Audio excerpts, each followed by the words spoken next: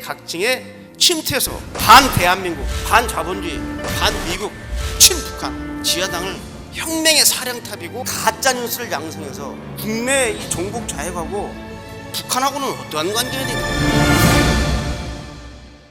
이 지구상에서 이 조그마한 대한민국이 세계 10위권의 경제 대국이 되는 이러한 조국을 맞이했는데, 바로 이 대한민국을 잘못된 나라로, 또 태어나선 안 될 나라로 폄하하면서 대한민국의 이 자유민주 체제를 위협하는 세력들이 있습니다. 바로 그 대표적인 세력이 북한 김정은 공산 집단하고, 바로 이를 추종하는 우리 내부의 적인 국내 종북 좌익 세력입니다. 1920년대 발현된 이 좌익들이 긴 역사를 거치면서 2000년대는 우리 사회 각계각층에 침투해서 활동 중이다, 이렇게 말씀드릴 수 있습니다. 자, 두 번째 관심을 가져야 할 것은 뭐냐? 도대체 국내 이 종북 좌익하고 북한하고는 어떠한 관계가 되냐? 밀접한 관계가 있죠. 자, 그러면 북한하고 어떻게 연계되어 있는지 제가 아주 사례를 하나 들겠습니다. 최근에 적발된 간첩 사건, 왕재산 간첩 사건을 한번 들어보죠. 2011년도에 국가정보원하고 정부에서는 왕재산이라는 간첩단을 적발했습니다. 무려 조직원이 200여 명이 넘고 북한에 보고한 것만 우리 사회 각계각층에 침투되어 있었어요. 심지어 왕재산 2인자가 누구냐? 대한민국 국회의 입법부의 수장인 국회의장의 정무비서관입니다. 자, 여러분, 당시에 김정일이가 사했었는데 김정일이가 얼마나 흐뭇했겠습니까? 북한식으로 이 남조선 입법부 수장인 국회의장의 핵심 비서가 자기 똘만인데, 북한 간첩인데. 여러분, 지금 우리 이 공무원 사회에서는 9월 10월 되면은 이 국정감사 받냐고 정신이 없어요. 그래서 국회에서 많은 자료를 요구합니다. 자, 그런데 국회의원들이 무리한 자료를 요구해도 경찰청이나 통일부나 국정원이나 국방부나 자료 달라면 안 줄 수가 없어요. 그런데 국회의장실에서 자료를 달라고 그러는데 안 줄 수 있습니까? 비밀 자료 다 주게 돼 있어요. 다 줬죠. 다 북한으로 올라갔어요. 자, 지금 이 왕전 사건 때 제가 제일 분노했던 것은 뭐냐면, 이제 복음을 보니까 김일성, 김정일 생일 때마다 충성 맹세문을 보냅니다. 충성 맹세문을 보내요. 좀 그 충성 맹세문을 읽어보니까 구역질이 납니다. 왜?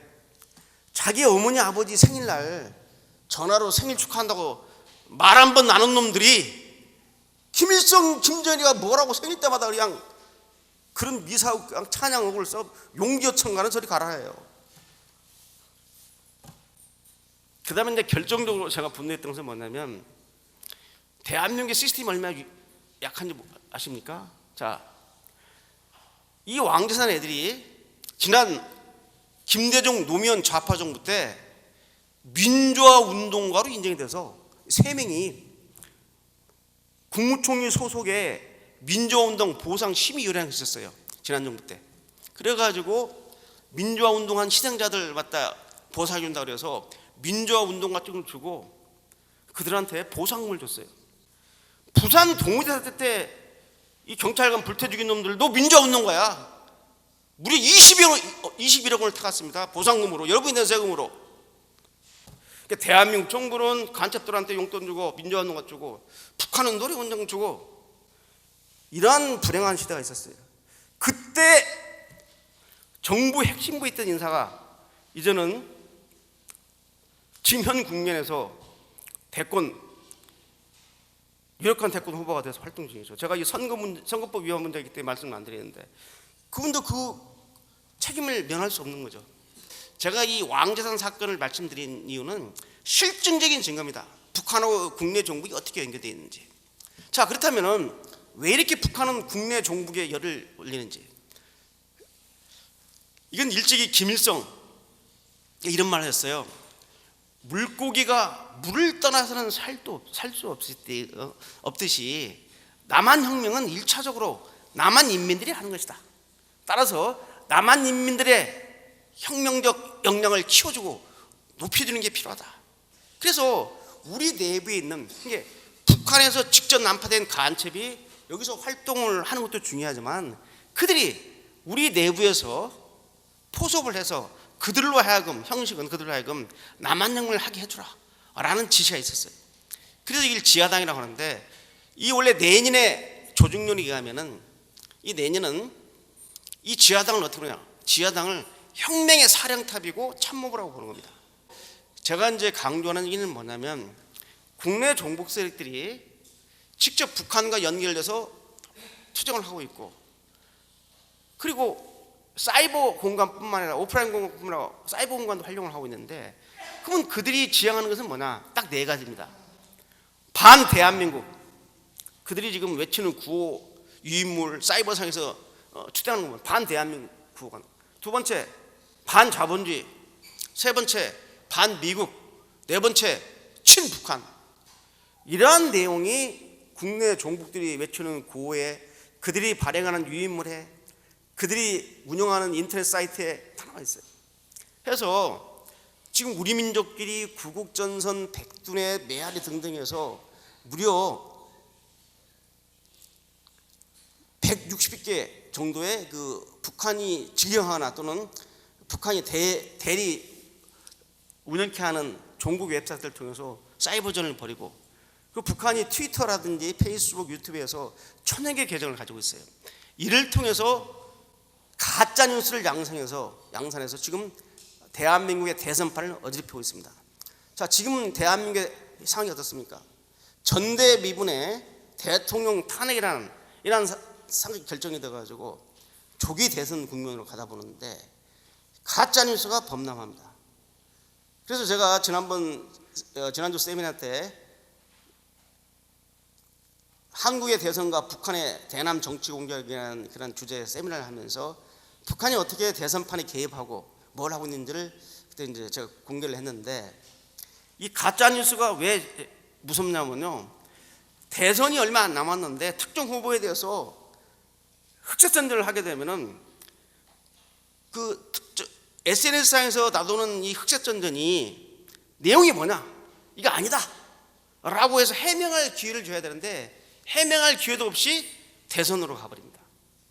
지금 그래서 북한이 대선 공간에서 가짜뉴스를 집중적으로 만들어서 대량 살포를 하고 있기 때문에 이거에 대해서 낱낱하게 기다 아니다, 이건 거짓이다 해줘야 되는데, 그걸 해명할 시간이 짧고 해명할 기회를 놓친 채 대선을 맞이하게 된다는 것이죠.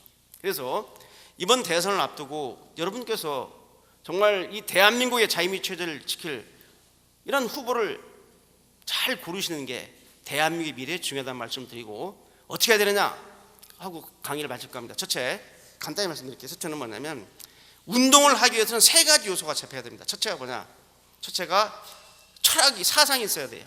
뭐 새마을 운동을 하든 건국 운동을 하든 사상이 있어야 돼요. 두 번째는 조직이 있어야 됩니다. 세 번째는 돈이 있어야 돼요. 자금이. 그러니까 사상이 있고 조직이 있고 자금이 있어야지 운동을 할 수 있는 거죠. 자, 종북운동, 좌익운동도 마찬가지예요. 사상이 있습니다. 이거 뭡니까? 주체사상. 그리고 저쪽 애들은 막스레닌주의죠. 조직도 있어요. 돈도 있고. 그래서 우리가 사상을 차단하는 건데, 바로 순공, 통일, 두익 사상이라는 게 바로 공산주의에 대항해서 그들의 사상을 무력화시키는 일을 하기 때문에 이 운동이 순공, 통일, 두익 사상 포럼이 매우 중요한 역할을 할 것이다. 그래서 우리 사회에서 하나의 사상운동을 벌여서 더 이상 주체사상이나 막스레닌주의 우리 젊은이들이 현역이 돼가지고 자기 인생을 망치고 국가의 인생을 망치게 하는 일이 없어야겠죠. 여러분들이 우리 대한민국에 대해서 자신감을 가져도 돼요. 이 정말 위대한 대한민국이다. 이런 대한민국이 전 세계가 포기한 대한민국의 이 발전을 어떻게 보느냐? 기적이라고. 기적. 왜? 기적이라는 것은 현실 세계에서는 나타나지 않는 것을 기적이라고 합니다. 한강의 기적, 서울의 기적이라고 합니다. 우리를 대한민국의 급속한 발전 기적이에요.